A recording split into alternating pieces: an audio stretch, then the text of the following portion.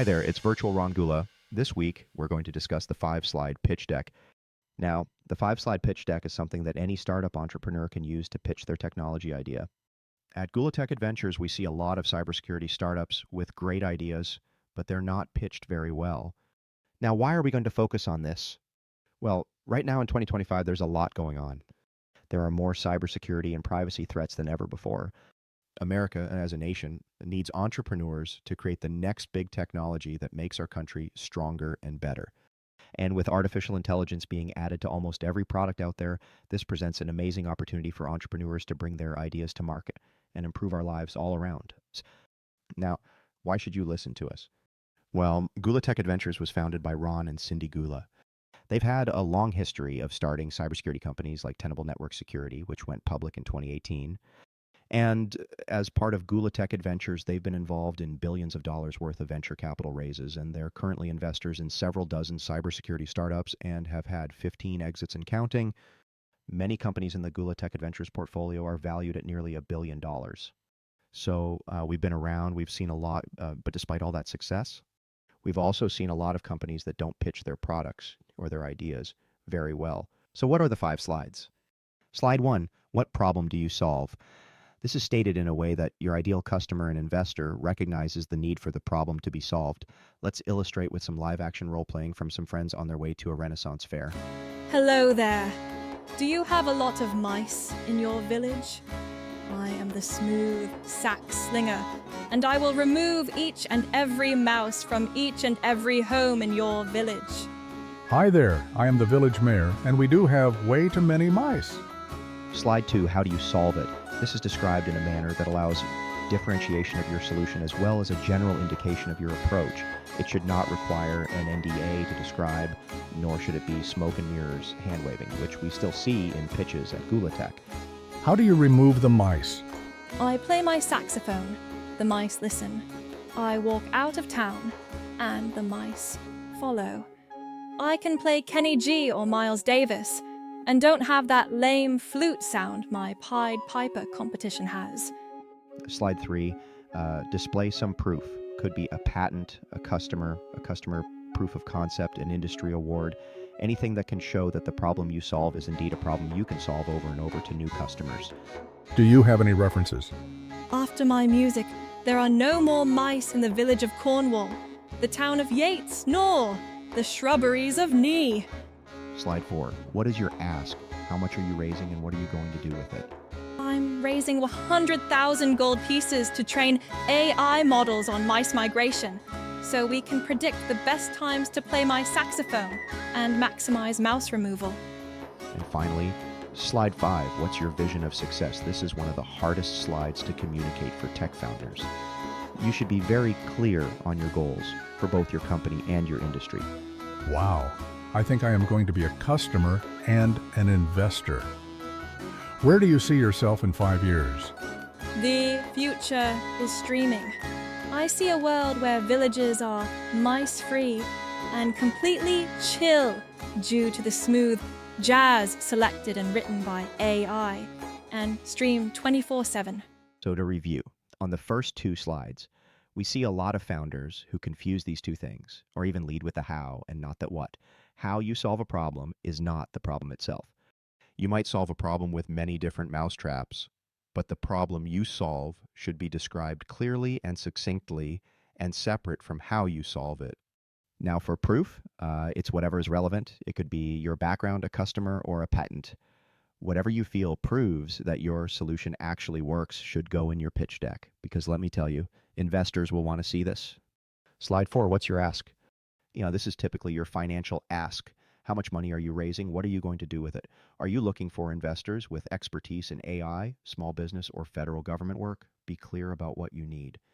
Now, the 5th slide is the toughest slide, and it's your vision of success. Are you a first-time entrepreneur looking for guidance? Are you a repeat founder who wants to go big and change the world?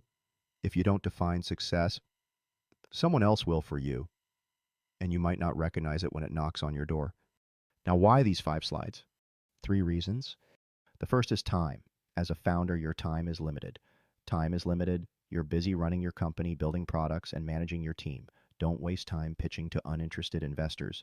A focused 5-slide pitch deck ensures you only meet those who truly care. Now, the second thing is during the actual pitch meeting, you have to practice time management. Only focus on the main points of what your company does. Spending time on who your advisors are, what you did for the intelligence community, your predicted revenue, the size of the market, etc., can actually be red flags and very, very distracting to a potential investor. So focusing on these 5 slides really allows you to do better time management. The second reason for the 5 slides is accuracy. Every venture capital firm has thesis and investment ideas for strategies they want to put their funds' money to work. They're looking for companies who align with those strategies. Having a simple 5-slide pitch deck really makes it easy for a venture capital firm to say yes or no and accurately understand what you do. Another important part of an accurate pitch is differentiation. Without an accurate pitch, it can become very confusing if you are directly competitive or differentiated with other companies on the market or even within the venture capital firm's portfolio. And lastly, an accurate pitch makes it easier for the venture firm to discuss this at their partner or investment committee meeting without any misunderstandings of what your startup does. If you have ever played the game telephone when you were a child, the same can happen with your pitch. Multiple attendees can walk away with different ideas about what you do if you are not accurate. Now, the last main reason for a 5-slide pitch deck is the concept of a company life cycle.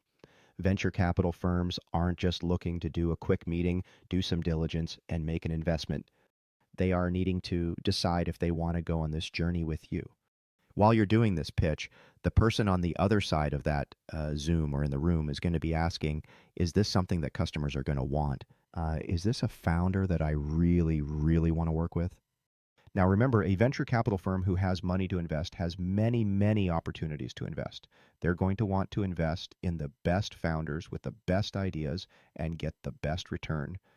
Again, being organized and very direct about how you present your ideas and founders is going to give them a dramatic insight into how you're going to grow your company and interact with them over the course of the investment. Hey Ron, I'm surprised you have not mentioned anything about AI yet. We should spend some time on AI startups and the 5-slide deck.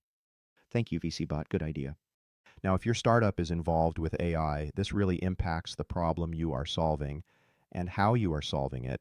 We have seen many problems with AI startup pitches in the what, the how, and the vision of success.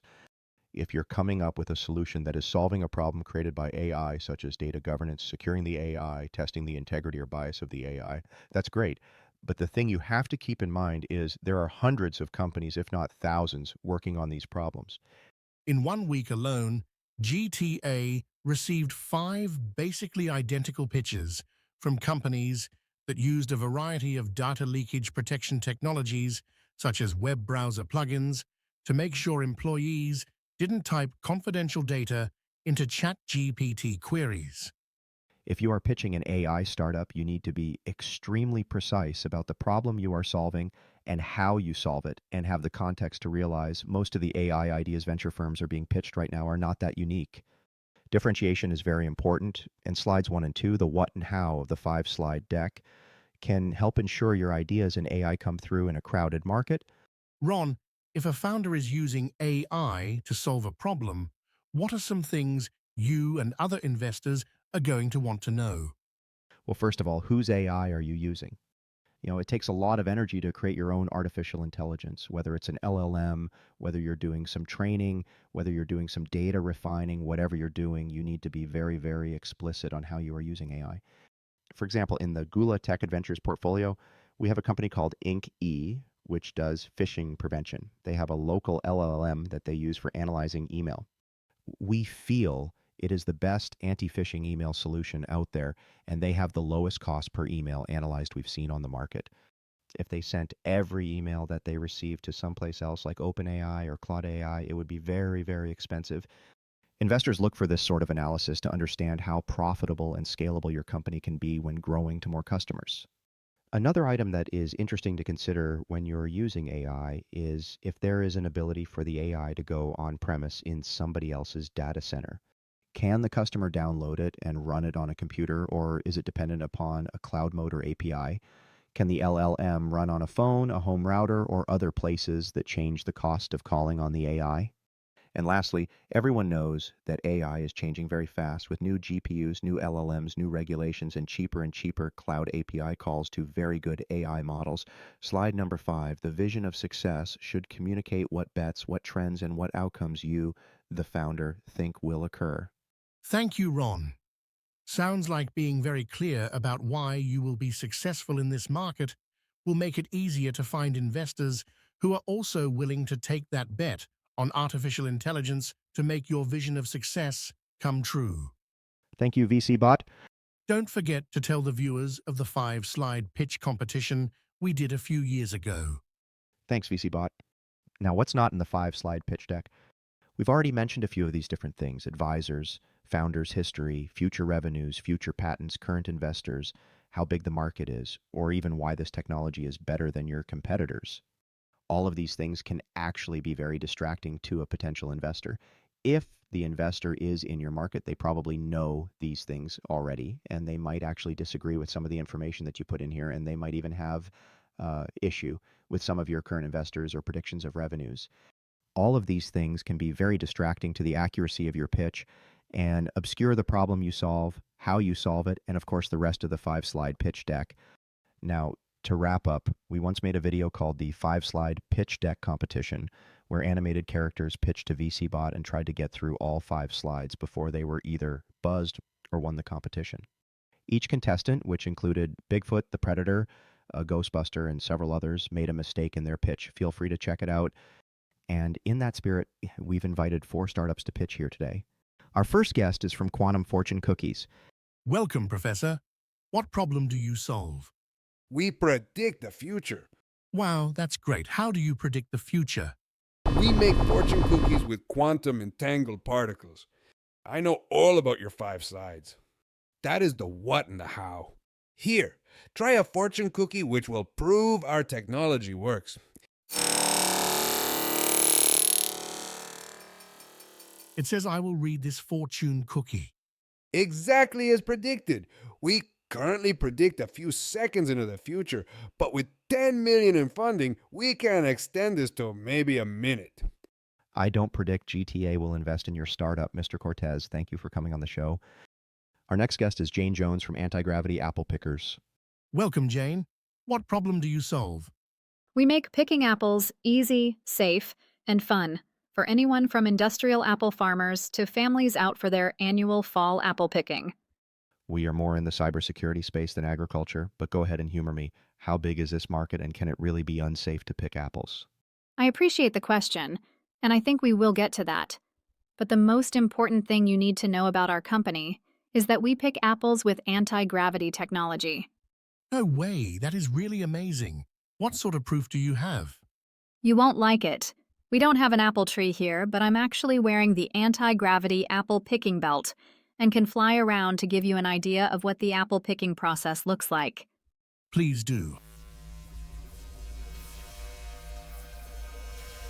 As you can see, without an apple tree, this is a very poor demo. We want to raise $5 million to create a marketing campaign to raise awareness about issues with apple picking safety. That is amazing. I feel like I may have been harsh on passing up on the ability to predict the future with our last guest, but anti-gravity, take my money. This could revolutionize travel, make construction easier, make it easier for first responders to do their job.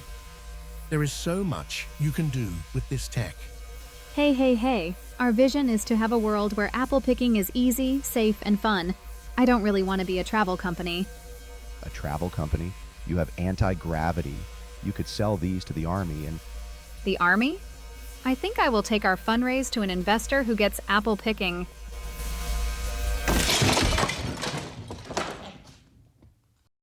Well, this has been very interesting to say the least, but I am hopeful our next guest will be even more interesting. Please welcome David Volt from Kaiju Detection Industries. Mr. Volt, welcome. What problem do you solve? We detect Godzilla. Godzilla? Yes, Godzilla. As in Godzilla versus King Kong? Yes. Well, that is a clearly stated problem.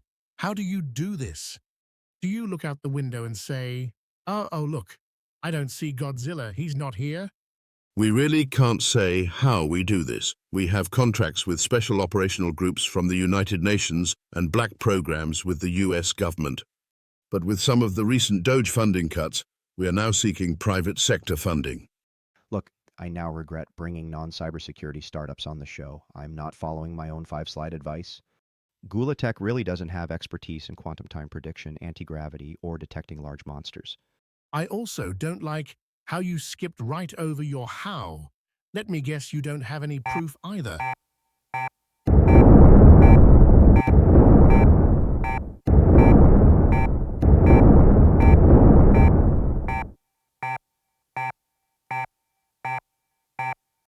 As you can see, the detection does indeed work and gave us about 5 seconds of warning. With 20 million in more funding, we will be able to detect King Kong, Mothra, and Ghidorah. That certainly is some proof. But wait, you can't detect the other big monsters? Wow! Ron, maybe he could partner with Mr. Cortez from Quantum Fortune Cookies and make a Godzilla-sized fortune cookie and get 15 seconds of prediction. Thanks for coming, Mr. Volt. Even though we love Godzilla here, this is not an investment for GTA. Best of luck to you. Our last guest is Linda Lux from Crypto-Gapped Computing. What problem do you solve, Miss Lux? We enable corporations to have secure decision-making and out-of-band communications within their executive leadership teams. This sounds like something we know a bit about, Miss Lux. How do you solve this problem? We produce a handheld phone that only uses Wi-Fi, Bluetooth, private, 5G, or a USB tether to securely connect to other authorized phones and servers on what we call a crypto-gapped network. Our customers use applications that look like Zoom, Signal, and Slack, but they are internal to your company and have a very low risk of being hacked because they don't take any content from the internet or even updates and keys from the telco providers. What's wrong with Slack or Signal? Slack is connected directly to the internet and exposes your users to a wide variety of attacks with little to no security. Signal is more secure, but leaves authentication up to your end users. Anyone, including the White House, can make mistakes and invite the wrong people to secure meetings. And even on this show, Ron spent 20 minutes on the last episode discussing if Signal was secure for a desktop or not, and recommended a product like this.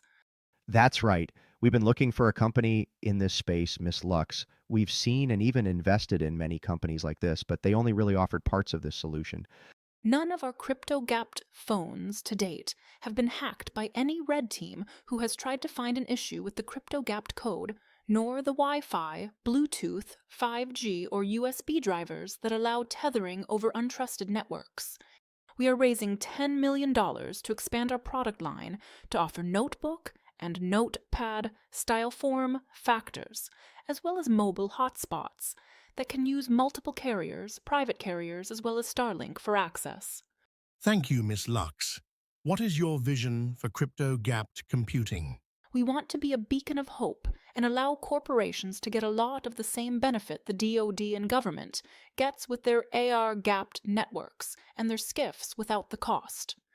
The vast majority of cybersecurity products is the illusion of security, and we want to offer corporations the ability to have trusted internal decision-making and secure communications that does not rely on cyber hygiene. In this day and age of China owning all of our routers, the phone vendors spying on us, and the AI companies collecting our data, we want to let corporations large or small have the same or very close ability the US government does when it comes to working offline. Okay, Miss Lux, thank you for your presentation. We will be in touch.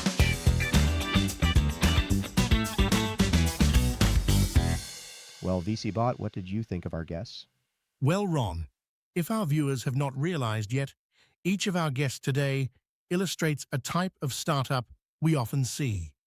The quantum fortune cookie could see into the future, but just a little bit. This is a lot like many startups in cybersecurity that are only marginally better than established vendors like CrowdStrike, Wiz, or Tenable. Even though they have proof they are indeed better, it is still going to be hard to get a customer using an established vendor to switch, and often The established vendors continue to invest and innovate. What did you think of the anti-gravity apple pickers? This company also represented a class of startups we see that have a great technical founder but have chosen a very narrow solution to solve. We see this all the time in cybersecurity, where a tech that could be used for intrusion detection, authentication, and so on could also be used for applications with real problems that need solving in financial fraud, online trust and safety, securing AI, and so on. Ron, what did you make of Kaiju Detection Industries? I'm tired of the argument that detection is a form of prevention. We see this a lot in cybersecurity. Our cybersecurity industry has gone back and forth on what it means to prevent an attack so often. Non-cyber people have a difficult time knowing they are secure. He never really told us how they detected Godzilla either. This company also really reminds me of the various threat intelligence companies we've seen over the years. If a cyber threat company is only tracking one type of ATP, even if they are the best in the world at it, it is tough as an investor to work with that business model. We've found that threat companies that make great threat intel usually have small teams and are profitable. And lastly, VCBot. Crypto-gapped computing is not real, but it does demonstrate the type of companies we are looking for at Gula Tech Adventures. They answered all 5 questions of the 5-slide pitch deck. For real, if you are working on a company like we've described in this video, please contact us at investor@Gula Tech, and you can meet Ron and the team in real life. Closing out, we hope you've enjoyed our updated 5-slide pitch presentation for 2025, and we'll pitch your companies with what problem you solve, How you solve it, some proof, a clear ask. and a clear vision of the future. I'm VCBot from Gula Tech Adventures. And I'm Virtual Ron. Thanks for watching. Don't forget to like, subscribe, and share this with any tech founder working on the next great startup.